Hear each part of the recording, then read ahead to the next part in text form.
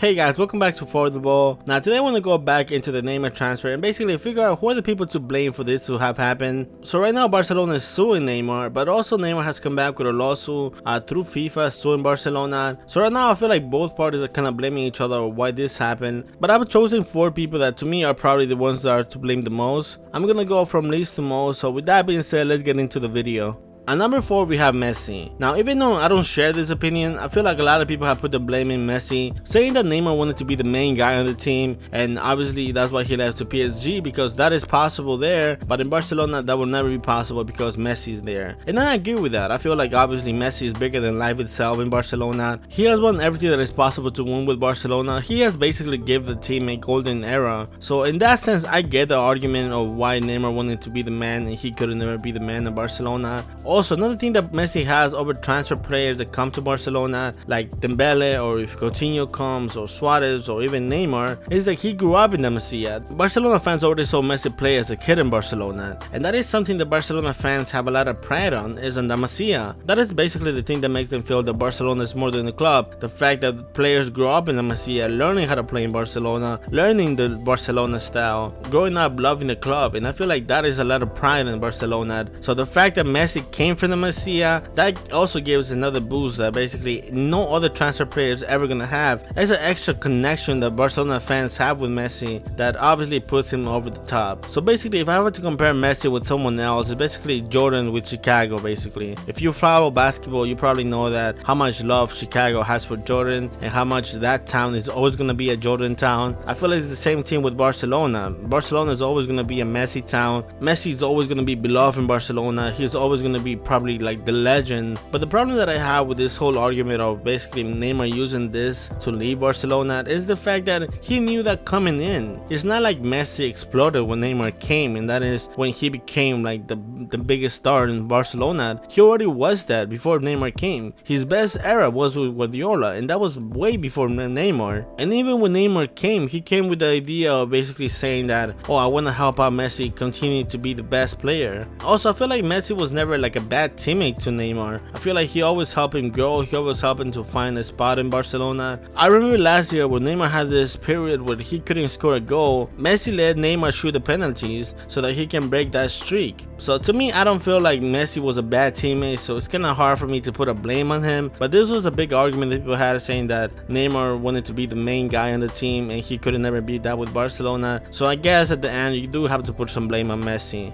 Now, number 3, we have Neymar's dad, Neymar Sr. Now, as much as Neymar is a grown man and he makes his own decisions, I feel like you cannot deny how much Neymar's dad has benefited from any transfer to another team or every renewal of his contract. He has always got paid from any of those moves. Back when Barcelona bought Neymar from Santos, Neymar's dad allegedly got a bonus signing of 40 million euros from Barcelona. Now, Neymar's dad did not own any rights to Neymar. He wasn't his representative, he was just his dad, and he allegedly got a bonus signing of 40 million euros. Then in 2016, when Neymar re-signed his contract with Barcelona, his dad got a 26 million euro bonus signing. Obviously, that is the lawsuit that's going on right now between Barcelona and Neymar, saying that Neymar has to pay back the money that he got from the bonus signing. So that is the lawsuit right now, but still, he got a 26 million euro bonus signing. And also, it's reported that when PSG signed Neymar, his dad got a 36 million euro bonus signings from PSG. So basically, in the last 5 years, Neymar's dad has made around 100 million euros for just being Neymar's dad. So it's kind of difficult not to put some blame on Neymar's dad and the fact that he might have influenced his son to make this transfer happen because he knew that he would benefit financially out of the situation. Now, he did come out and say that he wanted his son to stay in Barcelona, but he said that what changed his mind was that basically after Barcelona just re-signed Neymar in 2016 to a new contract, Barcelona was not willing to re-sign him again a year later to another new contract and raise his pay, and that kind of made him thought that basically Barcelona does not want his son. So that's kind of, to me, insane that Barcelona will give him 2 contracts and basically in the last of 2 years. So it's kind of difficult not to put some blame on Neymar's dad when he benefits financially of whatever decision his son makes.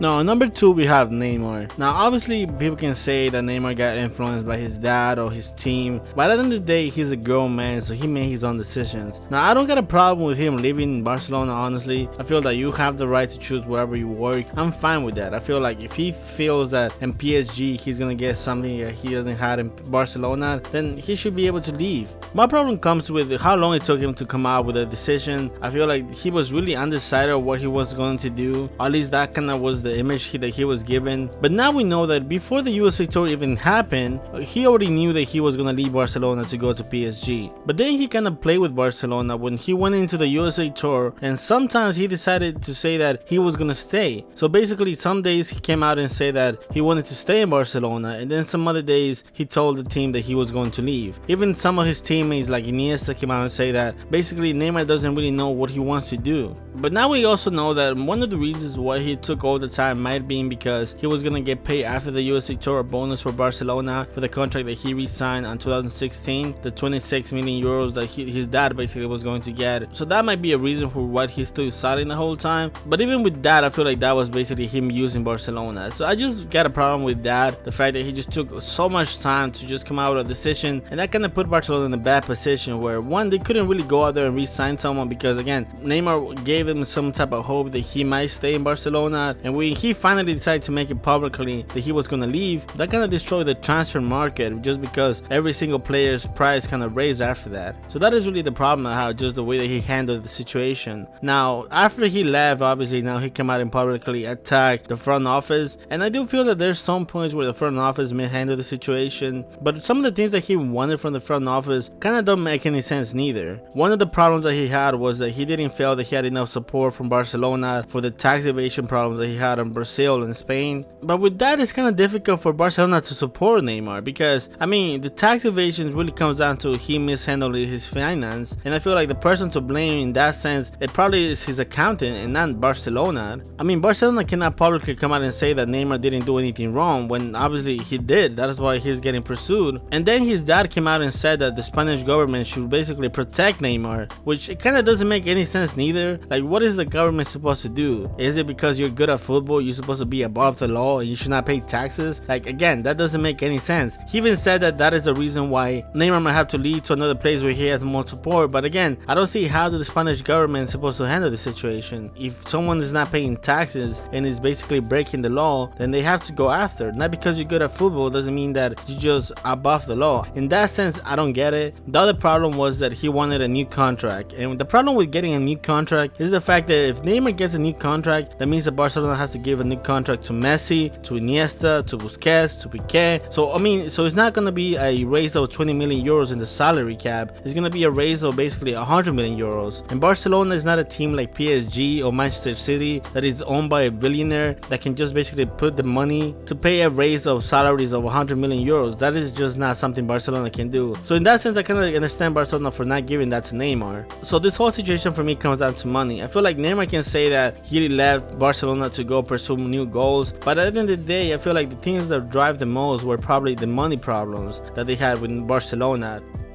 Now, number 1, we have Bartomeu. Now, the reason why I put the blame mostly on Barcelona, our front office, is because I feel like this is not the first player to leave Barcelona because of a buyout clause. Back in the day, they lost one of the biggest stars, Figo, because of Real Madrid paying his buyout clause. But even closer to that, they lost Thiago Alcantara a couple of years ago to Bayern Munich because of the buyout clause. So to me, I feel like the buyout clause has always been an issue that Barcelona has. But even knowing that they lost so many players to the buyout clause, I feel like Barcelona has not learned how to deal with that problem. I mean, the fact that Neymar had a 222 million euros buyout clause, and the fact that Carvajal from Real Madrid has a 300 million euro buyout clause, that doesn't make any sense. For me, a buyout clause should not be the reason why you lose one of your main stars. I mean, I feel like Real Madrid knows how to handle the situation a lot better. I mean, Cristiano Ronaldo has a 1 billion euro buyout clause. I'm not trying to say that a team should force the players to stay in the club even if he doesn't want, but if you have a really high buyout buyout clause, that puts the club in the driving position of how to handle the negotiations with another club. And I feel like that is some of the reasons why Real Madrid has done a better job of selling their players than what Barcelona has. I mean, Real Madrid sold Morata for 80 million euros this year, and that is not a starter for Real Madrid. But Barcelona cannot get past 30 million euros for any of their players. I feel like obviously that is the problem with Barcelona. The fact that they don't know how to handle their contracts as far as their players. I mean, look at Messi right now. Messi is supposed to re-sign a new contract. His buyout clause right now is 300 million euros. Now, after he resigns his contract, his buyout clause is going to stay the same, 300 million euros. So to me, it's like after you just lost Neymar, you're not going to raise that buyout clause to maybe, I don't know, 600 million euros, someone where it's impossible for another team to come steal that player away from you. It's like you're not learning for the mistakes that just happened just now. I mean, you just saw a team pay 222 million euros for Neymar. You don't think someone's gonna pay 300 million euros for Messi? So that is really the blame that I have for the front office. It's not really about they're not giving Neymar a new contract and things like that. It's just they're not handling contracts the right way.